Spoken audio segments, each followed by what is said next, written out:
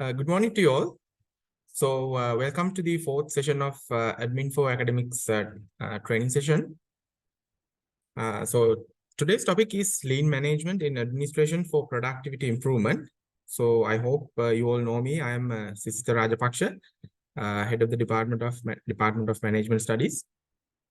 So first of all, I would like to thank our Vice Chancellor sir for giving me this valuable opportunity to address the audience with a very timely and important topic in order to develop our university. So let's go ahead and get started then. I hope you all can see my screen.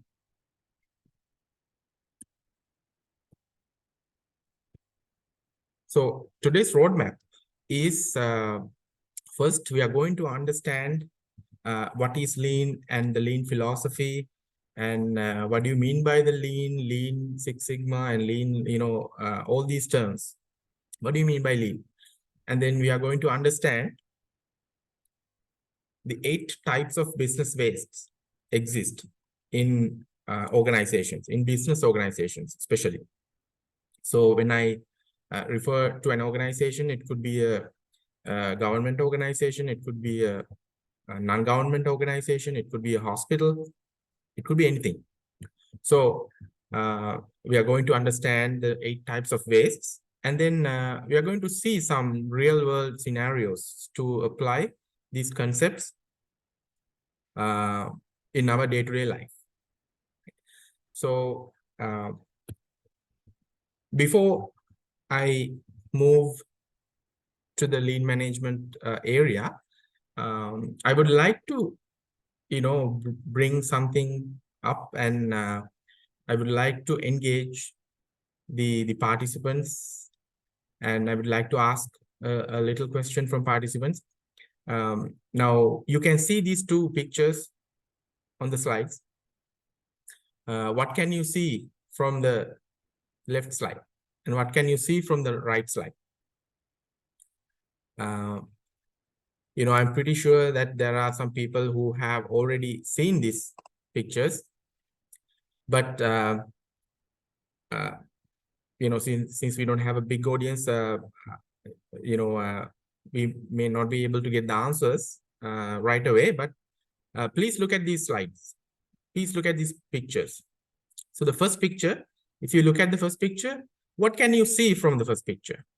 Just by looking at the picture, what can you see? Yeah, in one side I can see a young lady looking away. On the other hand, when I look further, I can see an old woman as well. Right. Thank you so much. So yes. So when you look at this picture at a glance, you see something, a different picture. But when you try to keep on looking at the picture, you will see some other things as well. Right now, as Mr. Malit mentioned, he mentioned that he sees an old woman looking down, and he also sees a young lady looking outside. Right? So that's the perception. That's the perception that we have, the way we look at things. So it makes a difference, the way we look at things. Sometimes we try to look at things from one perspective, which is not enough, And we have to look for new things. We have to look for details. So when you look for details, you will see different things, some new things. Even in the picture you have it on your right side. Now, at a glance, you will see a vase, some sort of a flower vase. But, when you look at the picture a little bit closer, when you have a closer look, you will see there are 2 people looking at each other, right? So here's the perception. So now the thing is that the reason why I bring this to the training session is I just wanted to show you that the perception matters. The way you look at things matters. The how you think, how you look at things matters. So we are going to talk about the lean management today. So it's a modern type of an approach, right?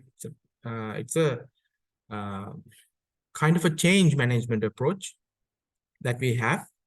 And you have to think, you have to see the things differently. You have to have different perceptions about these new concepts. So that's the idea that I wanted to bring. Okay, so let's go ahead and move on. So first of all, we'll understand what's lean management. What do you mean by lean management? So in simple words, it's a philosophy focuses on eliminating business wastes. We will look at what are those business wastes in the coming slides. But for the purpose of understanding lean management, it's all about eliminating business wastes from systems and processes of an organization. So when I refer to an organization, it could be a university, it could be a factory, it could be a bank, it could be anything, any small retail shop in the village. It could be anything. So this idea first came up from Toyota. You all know that Toyota is one of the prestigious companies in the world. They developed these concepts after the World War. You know that what happened after, during the World War, and after that, they tried to build their country. They tried to improve the quality of their products and services. And then, you know that even these days, if you buy a Japanese product made in Japan, you know that it's real quality, right? It's a quality product. If it's made in Japan, it's a quality product. So basically, it's coming from the Toyota production system, actually. It's coming from the Toyota production system. You can see two pictures to your left side. You have what's called this Toyota production system house. This is the management system that they have built in Toyota manufacturing plants. And to your right side, you have a picture on their manufacturing process, assembly process, car manufacturing process. Here's the Toyota Prius manufacturing plant. So take a look at the left figure. To the bottom, you see something called stability. That's the first step that they did. So in order for you to build a house, you have to have a very solid, good foundation, right? Without a good foundation, you cannot build a good house. It will collapse. So the Toyota did the same thing. They first built the foundation. They build the foundation. That's why it's called stability. So they gain the stability by building the foundation based on all these tools and techniques. You see this just-in-time and Jidoka, Kaizen. These names refers to their management system perspectives. So I'm not going to go into detail because this is a very vast and broad area. I will be focusing on a very little area in lean management today. The basic fundamental foundation that we need in order to improve any type of an organization, right? As I mentioned, it could be our university, it could be higher education sector, it could be a hospital, it could be a bank or anything, any service organization or any manufacturing organizations. So now we'll take a look at what is business waste and how we are going to remove the business waste. And when we remove the business waste, what is going to happen? So What do you mean by business waste? In simple terms, business waste is any step or an action that does not add value to the process or to the customer. Anything that does not add value to the process or to the customer. Now, we know that in our university or any university system, there are administrative processes. We have accounting processes, we have recruiting processes, we have admin processes, procurement processes, and so on and so forth. But just think about those processes. Sometimes it takes a long time to get something done. You have a lot of paperwork to deal with in order to get something done. So now we need to see whether do we really need these steps? Do we really need these steps to complete this process? So in order to improve a process or a system, you need to identify these unneeded, non-value added activities. That's the basic fundamental of lean management. First, you have to stabilize. In order to stabilize, we have to identify the non-value added activities in our organization, throughout the organization.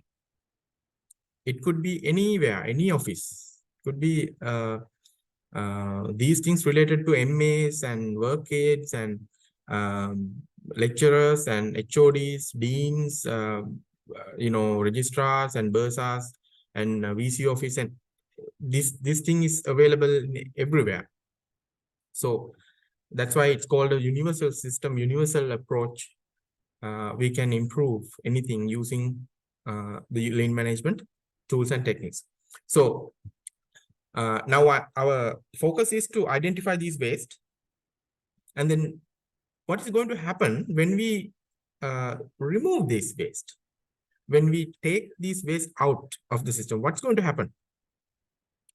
So when we take this waste out of the system, the processes will be enhanced and our productivity will increase as a result of this, right? So when we remove these non-value added activities from our processes and systems and organizations, what's going to happen? Our productivity will increase. So that's the basic idea of today's session. We are focusing on how to eliminate wastes. What are the types of business wastes, and understand what's going to happen if we remove these business wastes from our system or from our processes. That's the basic idea of today's session. So let's go ahead and move forward. Now, as I mentioned, Toyota has identified 8 types of business wastes in organizations, especially in offices. So I have actually customized this session to offices because in our university, we have a lot of office type of environment rather than manufacturing type of environment. But I have included some manufacturing type examples as well. We can discuss as we go. So these are the 8 types of business wastes exist in an organization, right? So now let's take a look at each and every waste, and let's try to identify and understand what do you mean by this type of waste, and how do we eliminate this type of waste, and how can we improve a process or a system by eliminating waste, right? So now we are going to talk about each and every business waste. So the first one we are going to talk about is unnecessary transportation. Unnecessary transportation. So unnecessary transportation means any unnecessary movement of materials or products or documents, over a long distance. Now, say, for example, if we take an office environment. Now, if you go to this passport office or identity card office or any type of a government or typical government office, you will see this. They are carrying unnecessary documents across unnecessary places, unnecessary buildings. They are carrying these things which are not necessary. Hand carrying paper to the next process. Sometimes we just go and see your office. Just go and see your office. How many things that we do, unnecessary things that we do in our office, and how much unnecessary work, unnecessary documents we transport. I have seen that our clerks and the other work aides and all the other people are transporting documents from one side to the university to the other side of the university by hand carrying. So we need to think, really, do we really need to transport these documents? Can we send them through emails? Can we reduce the paperwork? And sometimes they transport unnecessary, unneeded documents. It's a waste of time of that particular employee, and it's a waste of time of the other people as well. So it's a big waste. And the other thing is, sometimes you transport documents to get signatures of other people. These things are happening in all over the world, any type of an organization. We transport documents to get signatures of people and waiting for those people for a long time. It's a big business waste, and we need to be aware of these things. And as administrators, we need to identify these wastes, and we need to eliminate or remove these things from our systems. Then only we can improve our productivity, right? And the second type of waste is unnecessary inventory. You know that when it comes to a manufacturing or a factory, inventory is inevitable. Let's say, for example, biscuit manufacturing or biscuit factory, you make biscuits all day long, and then you make boxes, and then you inventory or you stock them in a warehouse for a long time. So, but in an office, just take a look at an office environment. How much excessive or unnecessary inventory you have in your office? Sometimes some offices, now if you go to the passport office or this identity card offices and all these government offices, like they have unnecessary inventory of obsolete files, old files. They have unnecessary inventories of obsolete old files, and they have unnecessary inventories of furniture. Sometimes the office space is full of furniture which is not needed. Unnecessary inventory, right? And then it is applicable to your computer as well. Sometimes you have tons of files in your computer which are not organized, and then sometimes these files are obsolete files. You don't really need those files, but you still have those files on in your computer. So it's very difficult for you to find the relevant document whenever you need it, right? So this is another type of waste that we need to identify in our offices, in our systems, right? So if we identify these things and if we eliminate these things, then we can improve the productivity and the efficiency and the effectiveness of our processes and systems. And the next one, the next waste type of waste is unnecessary motion. Unnecessary motion. What do you mean by unnecessary motion? It's the movement of people that does not add value. Now, we have a lot of examples from these typical government organizations or offices. Go to this passport office or identity card office and observe how many people are moving, and how many, I don't know whether they are clerks or officers or executives, they are just hanging around in the canteen and in the other areas, which does not add value. They are just walking around the offices or in the canteen area, which does not add value to our organization or our functions. So, which is a big waste that we have in our systems, especially in Sri Lanka. This is a very common type of business waste exist in our system. So, some people are using phones and Facebook and social media, right, while working. That's also a kind of a motion waste because they don't add value to the organization. They do not add value to the processes, right?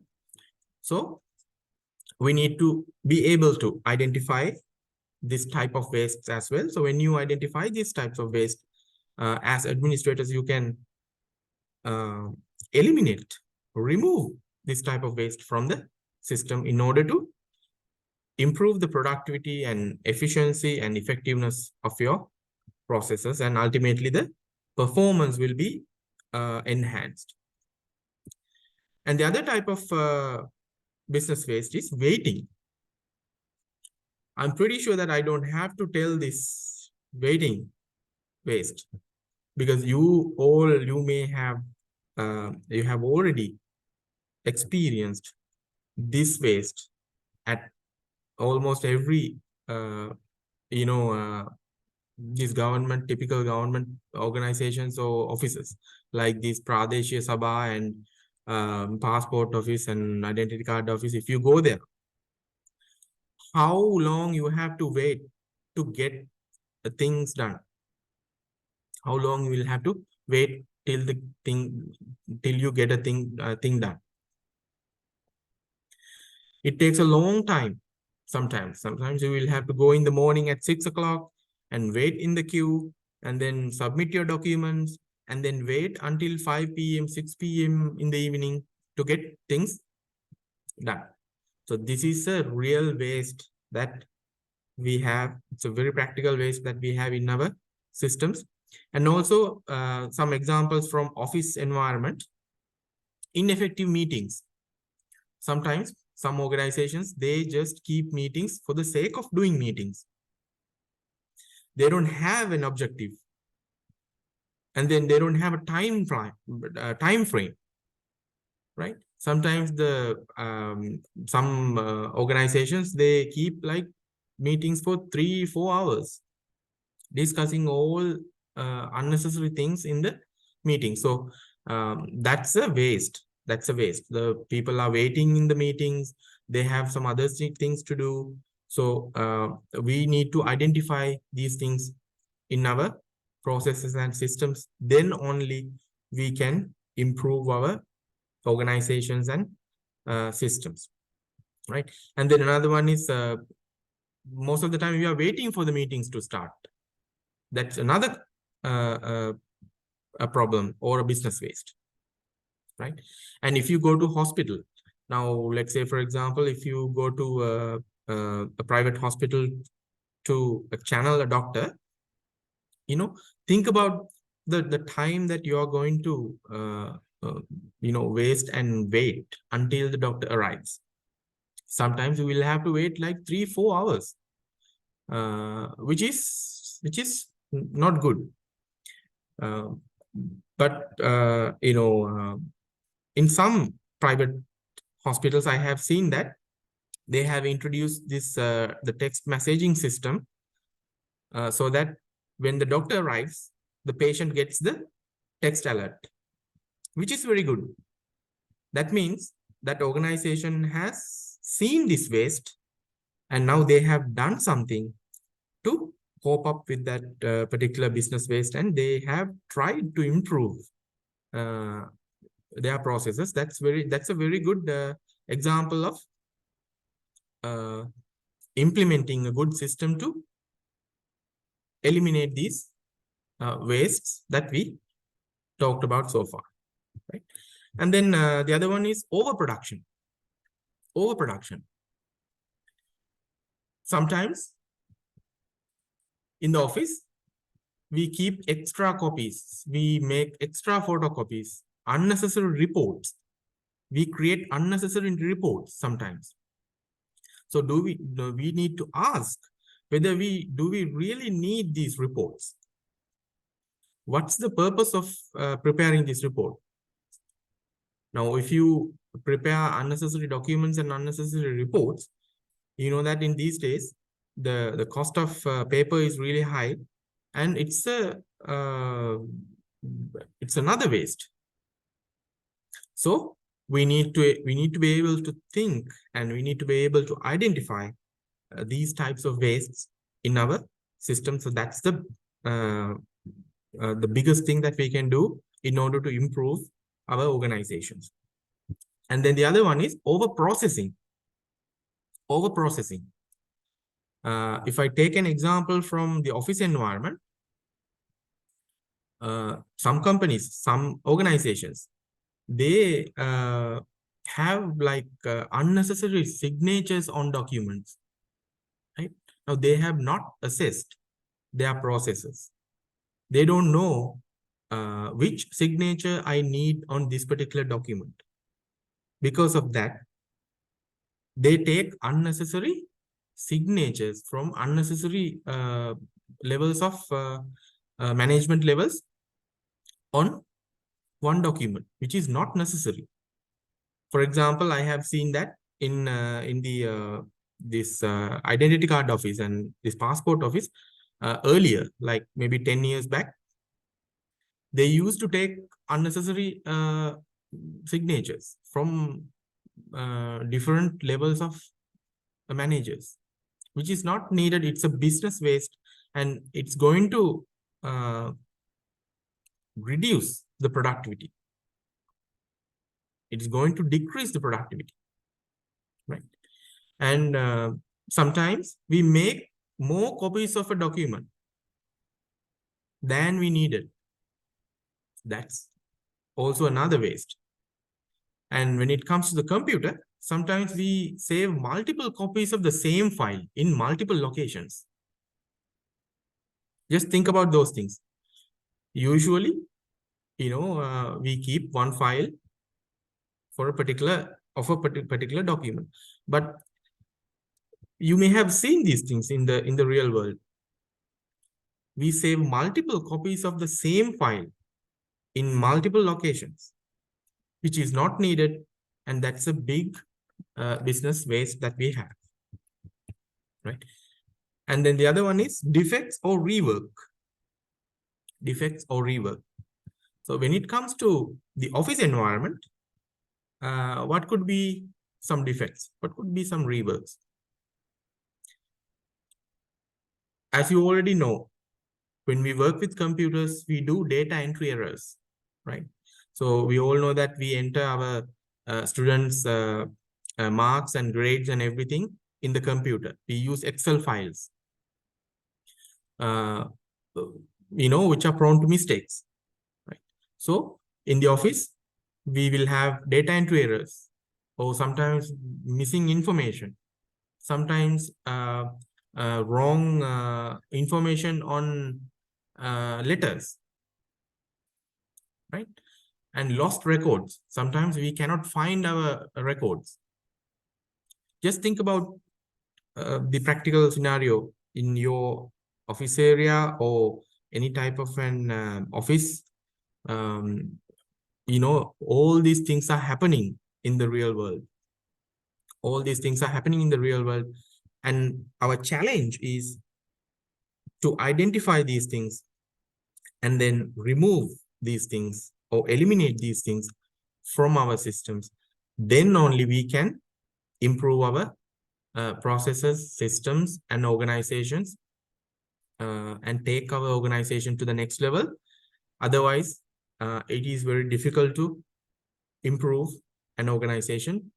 As I have already explained, the Toyota has come to this level by doing all these things, right? The Toyota has come to this level by doing all these things. So this is a really important approach. So the last one is underutilized talent. It is also a waste. Now we have people. Now we have people with all the degrees and all the skills and you know, very competent and qualified people. But if we do not get their ideas to improve the company or an organization, that's a big waste. That's a big business waste, and that will create a lot of issues in the future and in the form of different levels, right? So that's also a business waste exists in the real world, right? So those are the 8 types of business wastes exist in any organizations in the world. So our challenge is to identify those things and eliminate those things, those wastes. Why do we do that? Because we need to improve our systems and processes and organizations, right? Then we'll take a just look at some examples of how to improve our processes using lean management tools. Now, this lean management is a philosophy, but under this philosophy, we have little tools. It's like a toolbox. There are process mapping and 5S, you know, the 5S, Japanese 5S method, and all these things mentioned in here. Now, if you take a look, you can see that the 7 wastes or 8 wastes are a tool. So if you consider this as a toolbox, you have to pick the right tool to fix a certain issue. It depends on the industry. It depends on the organization. Now, say, for example, for a higher educational institute like a university, we will have to choose a relevant tool out of this toolbox, right? Sometimes the tool that we are going to use in a factory will not work on the university environment.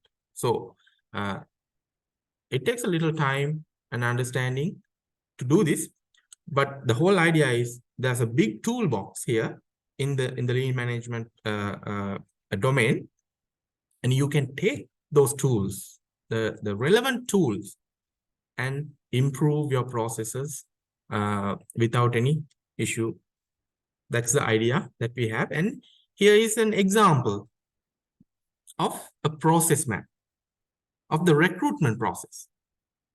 So this is related to administration and human resources management. So if you use this process mapping tool, you can map your process like this. So this is an example of a recruitment process of an HR division or HR department or administration department. Now you can see that in this particular case, they have already mapped that. They have already drawn their processes.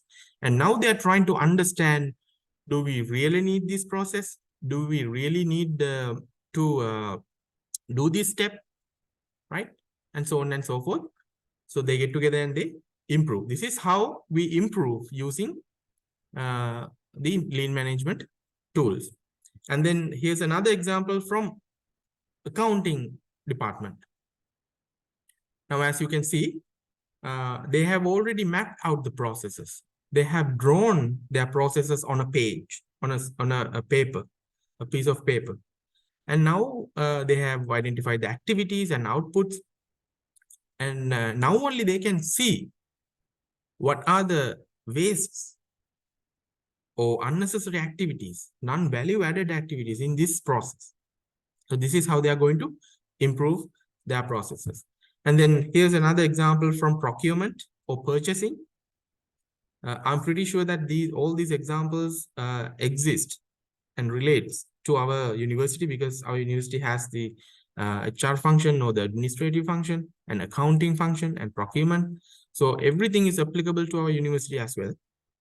And here's another example that we have done to improve the procurement process of a company, right?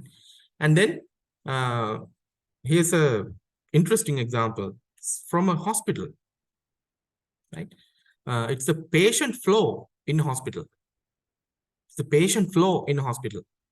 So as you can see from the picture, you can see the patient arrives and patient walks in and he goes to the reception and he's waiting, you know, and then he meets the nurse, right? So on and so forth. So what they have done is they have nicely drawn those processes on a piece of paper so that they can see the patient flow and they can improve, they can find the problems in their processes.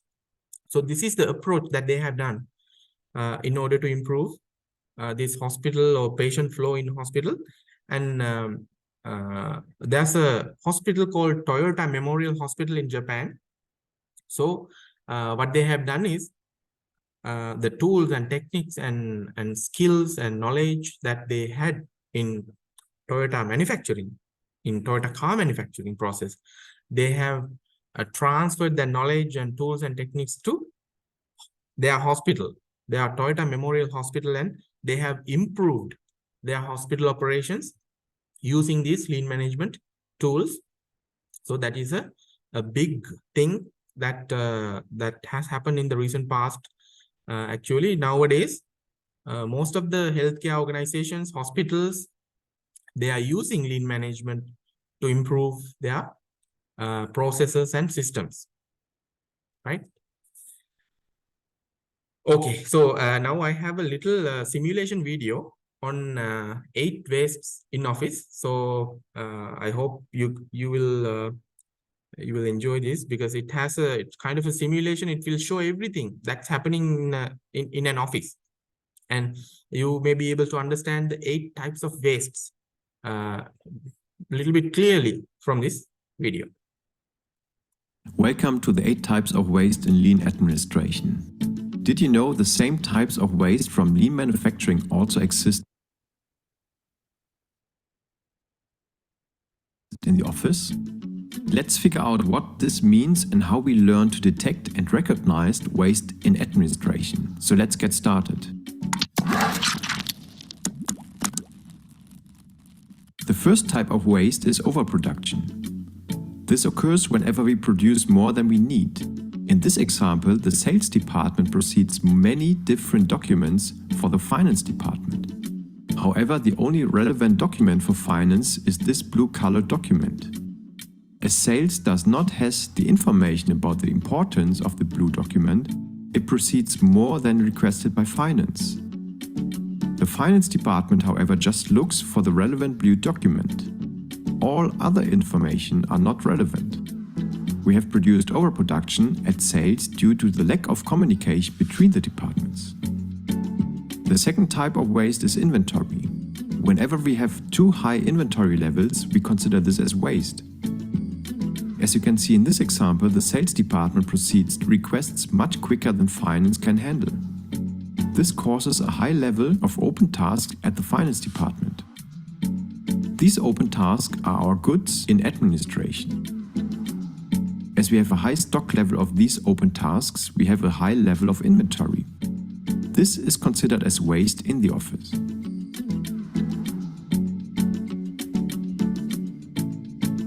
third type of waste in the office is transportation. This example is very common in the office.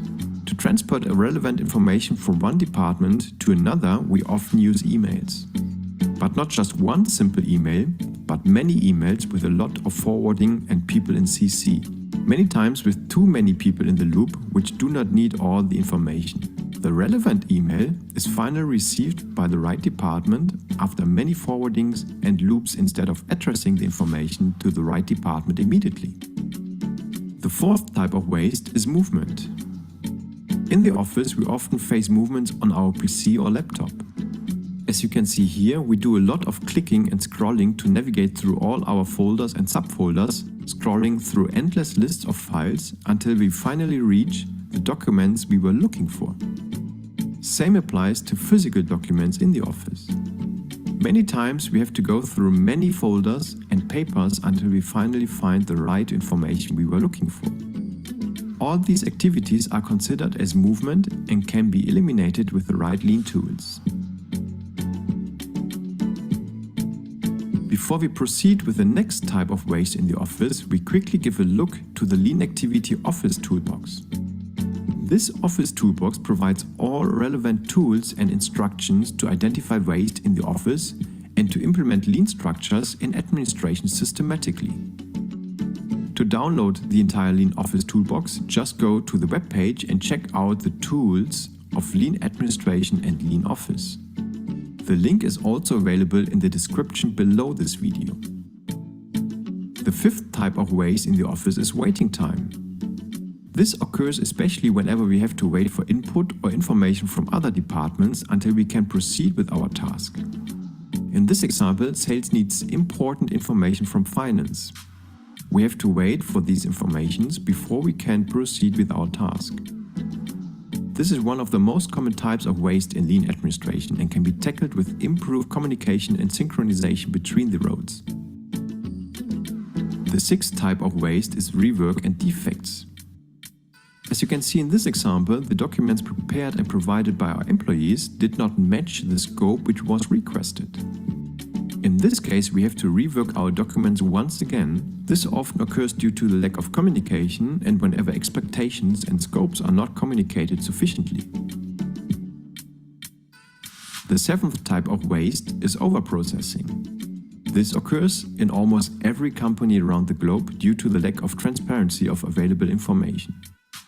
As you can see, we have two employees doing the exact same work in their departments. We produced the exact same information twice as we did not know that the task, research or activity was already done by another department before. Doing things twice or several times is a common driver for overprocessing in administration and has to be eliminated. The eighth type of waste in the office is unused knowledge.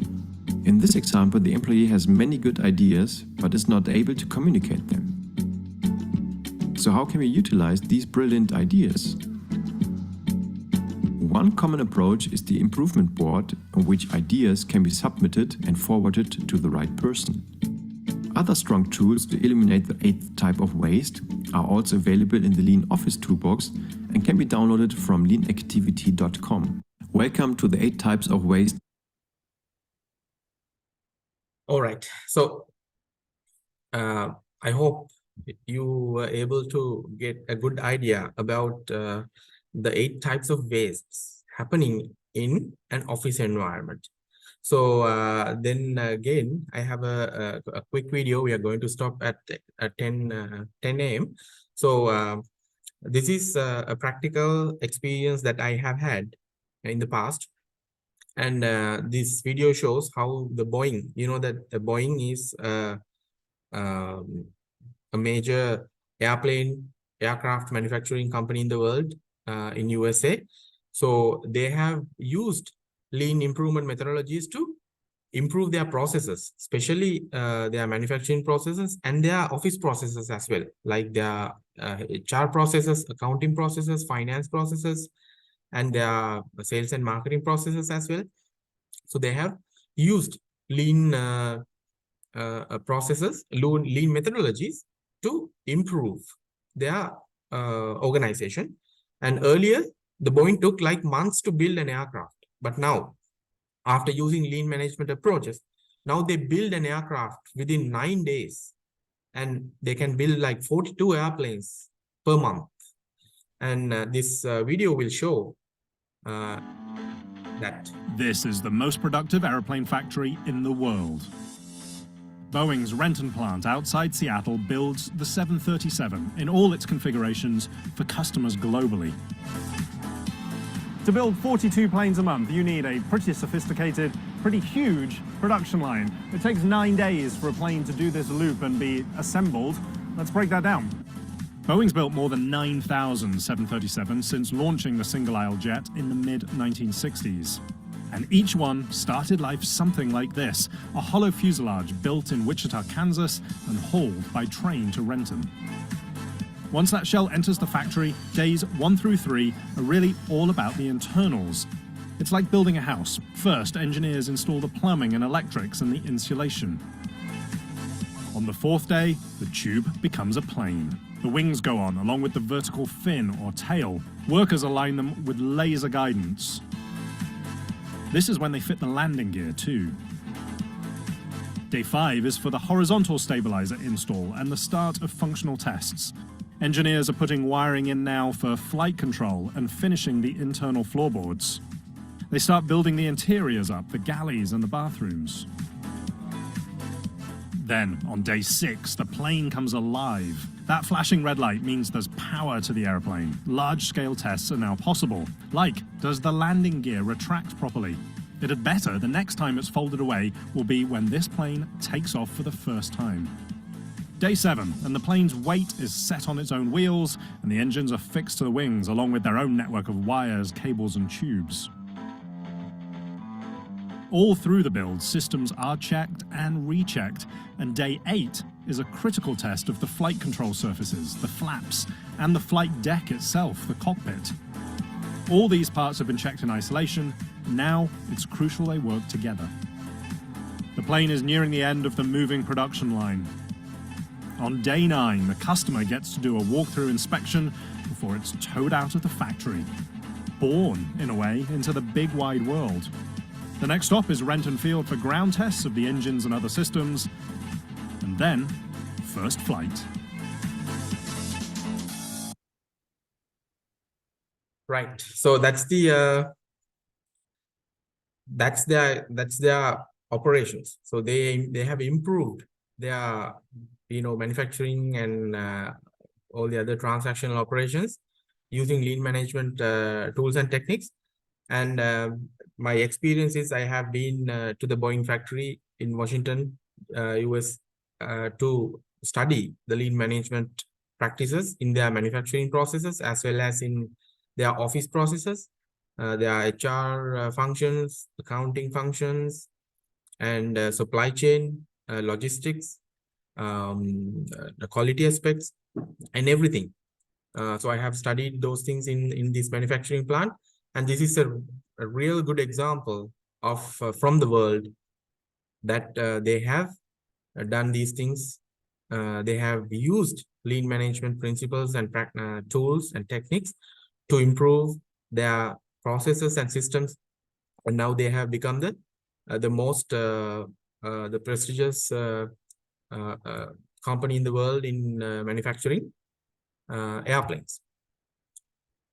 Right. With that, I would like to conclude my presentation.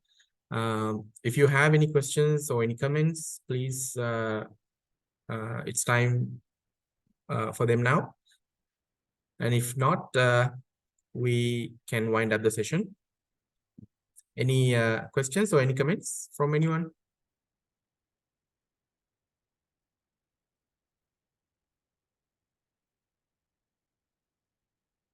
Right. If not, we will wind up the session for today. So thank you so much for joining the 4th session of Admin for Academics.